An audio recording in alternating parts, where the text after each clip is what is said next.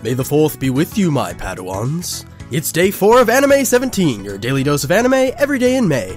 I thought for today, the 4th day of the month, we should take a look at the 4th part in the long-running series Lupin the Third.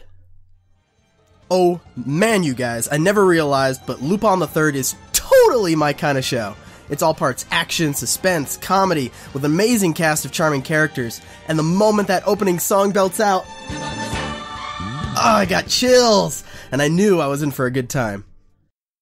For reference, I've never seen any other iteration of Lupin the Third. The franchise has been going strong for over 50 years now, and the latest series is considered part 4 of the continuous narrative. But thankfully, due to the episodic nature of the series, I didn't need an ounce of background knowledge to jump in and enjoy this show.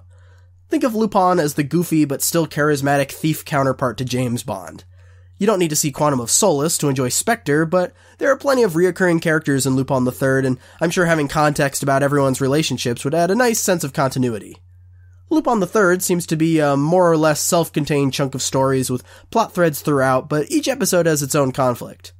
As such, each episode is really easy to digest and just a blast to watch.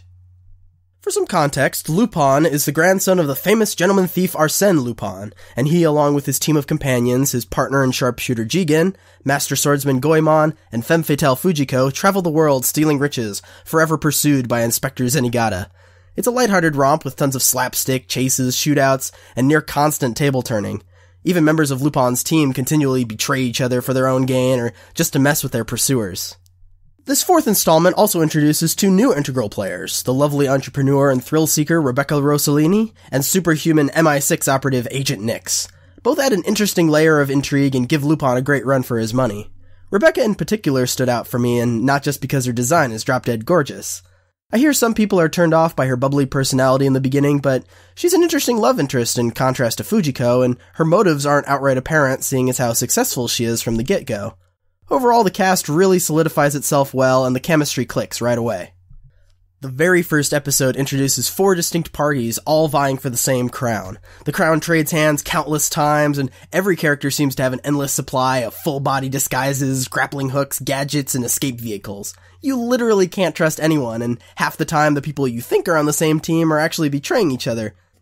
You see how Lupin's always enjoying himself? You see his big goofy grin? That's me! When Lupin's having a good time, the audience is having a good time, and Lupin is always having a good time. You may be wondering if it's weird to want to root for the thieves when they're clearly doing bad things and getting away with it, but Lupin is a gentleman thief, much like his forefather. There are a number of times when Lupin does a job for a noble cause, and the show's somewhat family-friendly approach means that he never kills anyone. Sure, he usually has greedy ulterior motives, but the stuff he steals never really hurts anyone, and it's too much fun not to get invested in outwitting the authorities.